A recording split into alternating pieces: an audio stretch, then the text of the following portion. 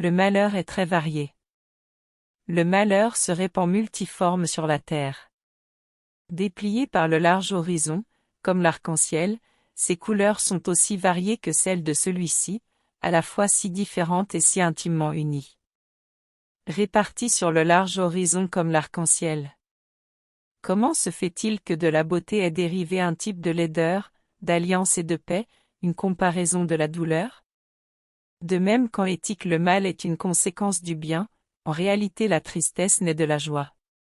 Soit le souvenir des béatitudes passées est l'angoisse d'aujourd'hui, soit les agonies qui découlent des extases qui auraient pu l'être. Mon prénom est Égae, je ne dirai pas mon nom de famille. Cependant, il n'y a pas de tour dans ce pays plus vénérable que celle de mon sombre et sombre manoir. Notre lignée a été qualifiée de race de visionnaires, et dans de nombreux détails surprenants, dans le caractère de la maison familiale, dans les fresques du hall principal, dans les tapisseries des chambres, dans les reliefs de certains piliers de l'armurerie, mais surtout dans la galerie de peintures anciennes, dans le style de la bibliothèque, et enfin dans la nature très particulière des livres, il y a suffisamment d'éléments pour justifier cette croyance. Les souvenirs de mes premières années sont liés à cet hôtel particulier et à ces livres, dont je ne parlerai plus. Là, ma mère est morte. Là je suis née. Mais il est inutile de dire qu'elle n'avait pas vécu auparavant, que l'âme ne connaît pas d'existence antérieure. Le niez-vous? Nous ne discuterons pas de ce point. Je suis convaincu, mais je n'essaie pas de convaincre. Cependant, il y a une mémoire de formes éthérées, Dieu spirituel et expressif, de sons musicaux et tristes, une mémoire que je ne peux pas marginaliser, une mémoire comme une ombre, vague, variable, indéfinie, vacillante, et comme une ombre aussi à cause de l'impossibilité de s'en débarrasser tant que brille la lumière de ma raison. Dans ce manoir je suis né. S'éveillant soudainement de la longue nuit de ce qui semblait mais n'était pas non-existence, à des régions féeriques, à un palais de l'imagination, aux royaumes étranges de la pensée et de l'apprentissage monastique, il n'est pas surprenant qu'il ait regardé autour de moi avec étonnement et brûlure. Que j'ai perdu mon enfance dans les livres et dissipé ma jeunesse dans les rêves. Mais il est étrange que les années aient passé et que le comble de la maturité m'ait trouvé vivant encore dans la demeure de mes ancêtres, la paralysie qui s'est abattue sur les sources de ma vie est stupéfiante, le renversement complet dans le caractère de mes pensées les plus ordinaires est stupéfiant. Les réalités du monde terrestre m'affectaient comme des visions, seulement comme des visions, tandis que les idées étranges du monde des rêves, au contraire, devenaient la matière non pas de mon existence quotidienne, mais bien de mon existence cynique et totale. Astérisque astérisque astérisque astérisque astérisque astérisque. Bérénice et moi étions cousins et avons grandi ensemble dans le manoir de nos ancêtres. Mais nous avons grandi différemment, moi, malade, enveloppée de tristesse, elle, agile, gracieuse, pleine de force, les siennes étaient les promenades sur la colline, la mienne, les études du cloître, moi, vivant renfermé sur moi-même, livré corps et âme à une méditation intense et douloureuse, elle, errante sans se soucier de la vie, sans songer aux ombres de la route ni au vol silencieux des heures aux ailes noires. Bérénice. J'invoque ton nom, Bérénice. Et à ce bruit s'agitent mille souvenirs tumultueux des ruines grises. Ah, vivement son image me revient, comme dans ses premiers jours de joie et de béatitude. Aux beautés enchanteresses et fantastiques. Aux sylphes dans les buissons d'Arnhem. Aux naïades parmi ces fontaines. Et puis, alors tout est mystère et terreur, et une histoire qu'il ne faut pas raconter. Une maladie mortelle s'abattit sur elle comme le simoun, et tandis que je la regardais, l'esprit du changement l'envahit, pénétrant son esprit, ses habitudes et son caractère, et de la manière la plus subtile et la plus terrible vint altérer même son identité. Oh! La force destructrice allait et venait, et la victime, où était-elle? Je ne la connaissais pas, ou du moins ne la reconnaissais-je plus comme Bérénice. Parmi les nombreuses séries de maladies causées par cette première et mortelle, qui déchaîna une si horrible révolution dans l'être moral et physique de mon cousin, il faut citer comme la plus angoissante et la plus opiniâtre une sorte d'épilepsie qui se terminait souvent en catalepsie, état comme l'extinction de la vie, dont, dans la plupart des cas, vous vous êtes réveillé brusquement et soudainement. Pendant ce temps, ma propre maladie, car on m'a dit que je ne devrais pas l'appeler un autre nom, ma propre maladie, dis-je, se développait extrêmement rapidement, prenant un caractère monomaniaque d'un genre nouveau et extraordinaire, se renforçant d'heure en heure. Enfin, il avait sur moi un ascendant incompréhensible. Cette monomanie, si je dois l'appeler ainsi, consistait en une irritabilité morbide de ces propriétés de l'esprit que la science psychologique désigne par le mot attention. Il est plus que probable que je ne m'explique pas, mais je crains, en fait, qu'il n'y ait aucun moyen possible de transmettre à l'intelligence du lecteur ordinaire une idée de cette intensité nerveuse d'intérêt avec laquelle dans mon cas les facultés méditatives, pour ne pas parler en termes techniques, ont agi et concentré sur le sujet, contemplation des objets les plus courants de l'univers. Réfléchir de longues heures inlassables avec votre attention fixée sur une note insignifiante, dans les marges d'un livre ou sur sa typographie, être absorbé une bonne partie d'une journée d'été dans une ombre étrange qui tombait obliquement sur la tapisserie ou sur la porte, me perdre toute une nuit à observer la flamme calme d'une lampe ou les braises du feu, rêvant des journées entières avec le parfum d'une fleur, répéter de manière monotone un mot courant jusqu'au son, grâce à la répétition, à cesser de susciter dans mon esprit aucune idée, perdre tout sens du mouvement ou de l'existence physique, par une immobilité absolue et obstinée du corps, longtemps entretenue, ce sont quelques-unes des extravagances les plus courantes et les moins pernicieuses causées par un état des facultés mentales, pas vraiment unique, mais capable de défier n'importe type d'analyse ou d'explication. Mais ne vous méprenez pas. L'attention excessive, intense et morbide, ainsi excitée par des objets insignifiants en eux-mêmes, ne doit pas être confondue avec la tendance à méditer, commune à tous les hommes, et à laquelle s'adonnent d'une manière particulière les personnes à l'imagination inquiète. Ce n'était pas non plus, comme on pourrait le supposer au début, une situation grave ou une exagération de cette tendance, mais principalement et essentiellement différente. Dans un cas, le rêveur ou le fanatique, intéressé par un objet normalement non banal, le perd peu à peu de vue dans une forêt de déductions et de suggestions qui en découlent, jusqu'à ce qu'au terme d'une rêverie souvent emplie de volupté, l'incitamentum ou la cause première de ces méditations disparaît complètement et est oubliée. Dans mon cas, l'objet premier était invariablement trivial, bien qu'il ait acquis, à travers ma vision troublée, une importance réflexive et irréelle. Peu ou pas de déductions ont surgi, et ces quelques-uns sont retournés obstinément à l'objet original comme leur centre. Les méditations n'étaient jamais agréables, et à la fin de la rêverie, la cause première, loin d'être hors de vue, avait atteint cet intérêt surnaturellement exagéré qui constituait le trait primordial de la maladie. En un mot, les facultés que l'esprit exerçait le plus chez moi étaient, comme je l'ai déjà dit, celles de l'attention, tandis que dans le cas du rêveur ce sont ceux de la spéculation. Mes livres, à cette époque, s'ils ne servaient pas vraiment à accroître le trouble, partageaient dans une large mesure, comme on le verra, par leur caractère imaginatif et décousu, les caractères particuliers du trouble lui-même.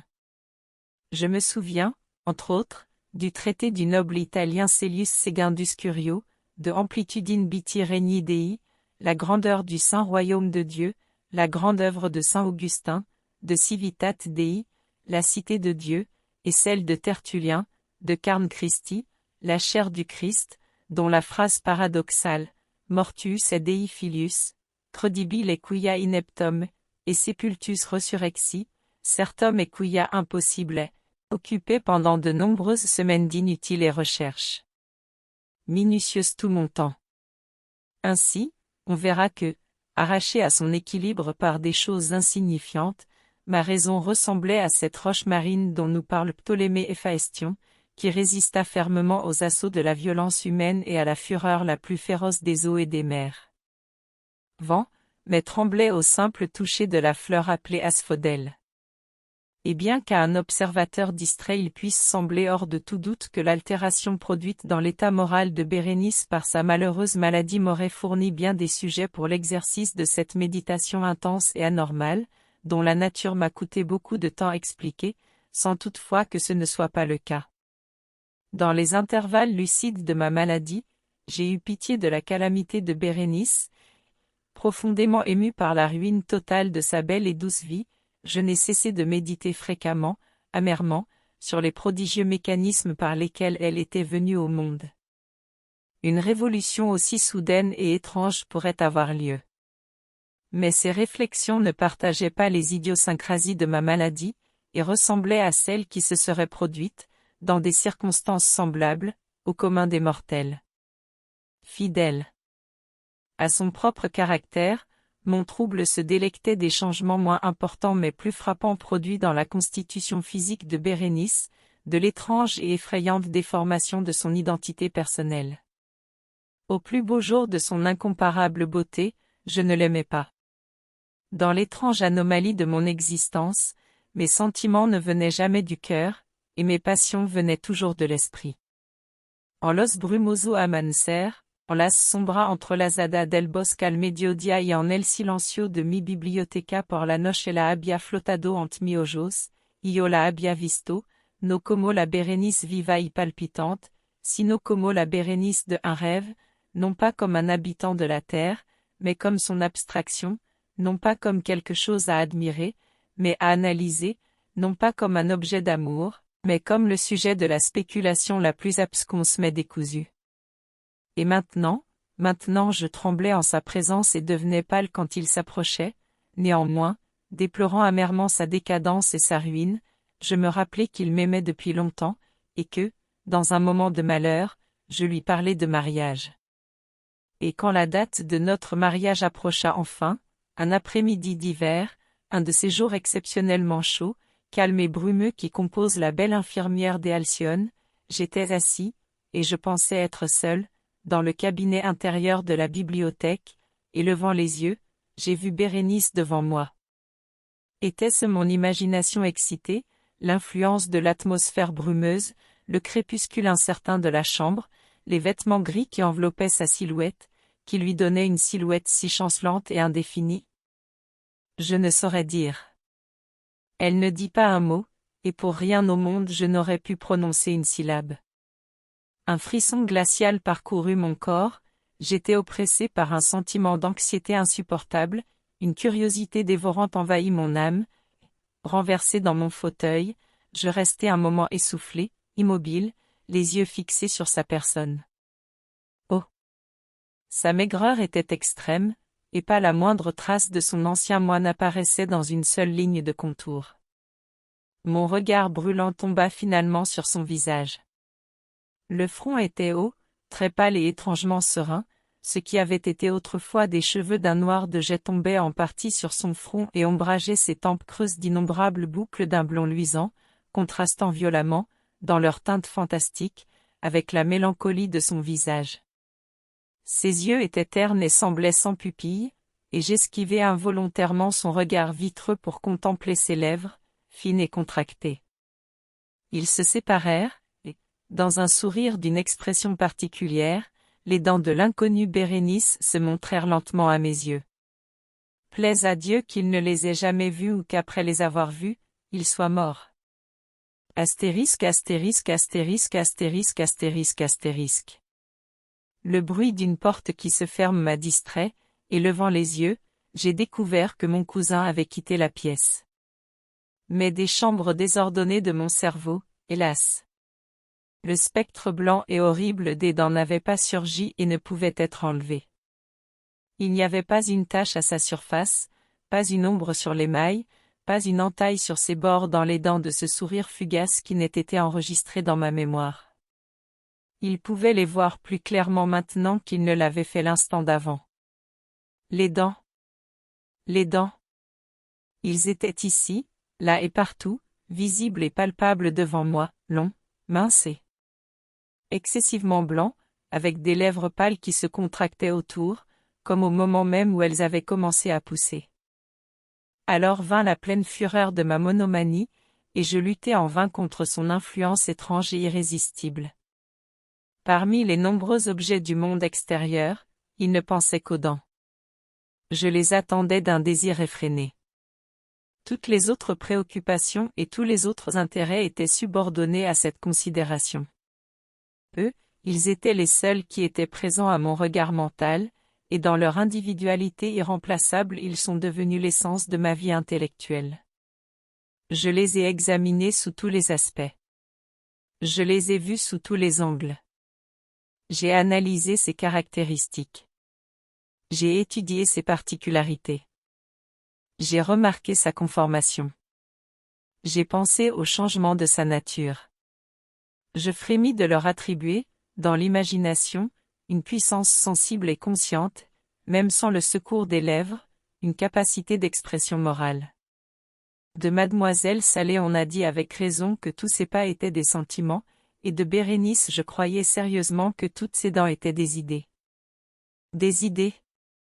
Ah, cette pensée absurde m'a détruit. Des idées? Ah, c'est pourquoi je les convoitais si désespérément. Je sentais que seule sa possession pouvait restaurer ma paix, rendre ma raison. Et l'après-midi est tombé sur moi, et l'obscurité est venue, a duré et a disparu, et le jour nouveau s'est levé, et les brumes d'une seconde nuit se sont rassemblées autour, et j'étais toujours assis immobile dans cette pièce solitaire, et je restais plongé dans mes pensées, et le fantôme des dents maintenait son terrible balancement, comme si, avec une clarté vive et horrible, il flottait au milieu de la lumière et de l'ombre changeante de la pièce. Enfin un cri d'horreur et de consternation éclata dans mes rêves, puis, après une pause, le bruit de voix inquiètes, mêlé de gémissements étouffés de douleur et de chagrin. Je me suis levé de mon siège, ouvrant les portes de la bibliothèque, j'ai vu dans l'antichambre une bonne, en larmes, qui m'a dit que Bérénice n'existait plus. Il avait souffert d'une crise d'épilepsie tôt le matin, et maintenant, alors que la nuit tombait, la tombe était préparée pour recevoir son occupant, et les arrangements funéraires terminés. Astérisque astérisque astérisque astérisque astérisque astérisque. Je me suis retrouvé assis dans la bibliothèque, et de nouveau seul. Il semblait qu'il s'était réveillé d'un rêve confus et excitant. Il savait qu'il était minuit et que Bérénice était enterrée depuis le coucher du soleil. Mais je n'avais aucune idée précise, ou du moins définitive, de cet entre-deux mélancolique. Pourtant le souvenir de cet intervalle était plein d'horreur, horreur d'autant plus horrible qu'elle était vague, terreur d'autant plus terrible qu'elle était ambiguë. C'était une page hideuse de l'histoire de mon existence, écrite avec des souvenirs sinistres, horrifiants, inintelligibles.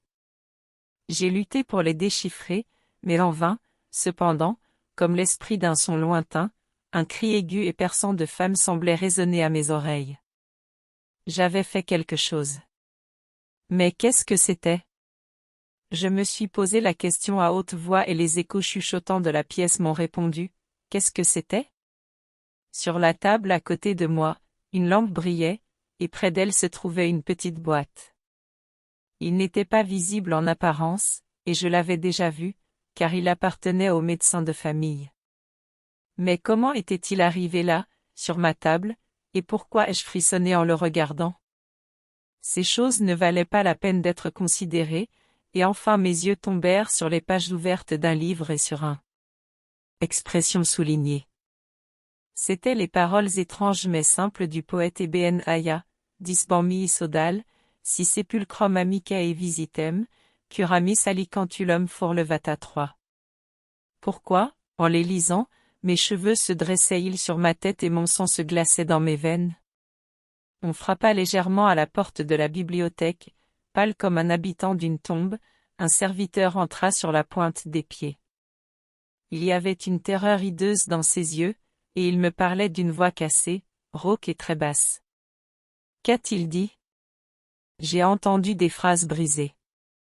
Il parla d'un cri sauvage qui avait troublé le silence de la nuit, et des serviteurs rassemblés pour savoir d'où il venait, et sa voix prit un ton horrifiant, bien sûr, lorsqu'il me parla, en chuchotant, d'un sépulture profanée, d'un cadavre enveloppé, dans le linceul et défiguré, mais respirant encore, palpitant encore, vivant encore. Il a montré mes vêtements, ils étaient tachés de boue et de sang. Je n'ai rien répondu, m'a pris doucement. La main, elle avait des empreintes d'ongles humains. Il dirigea mon attention vers un objet sur le mur, je l'ai regardé quelques minutes, c'était une pelle. Avec un cri, j'ai couru vers la table et j'ai attrapé la boîte. Mais je n'ai pas pu l'ouvrir, et par mon tremblement il m'a glissé des mains, est tombé par terre et s'est brisé en morceaux, et parmi ceux-ci, se heurtant, roulaient quelques instruments de chirurgie dentaire, mêlés à 32 minuscules objets d'ivoire blanc, qui s'éparpillaient sur le sol.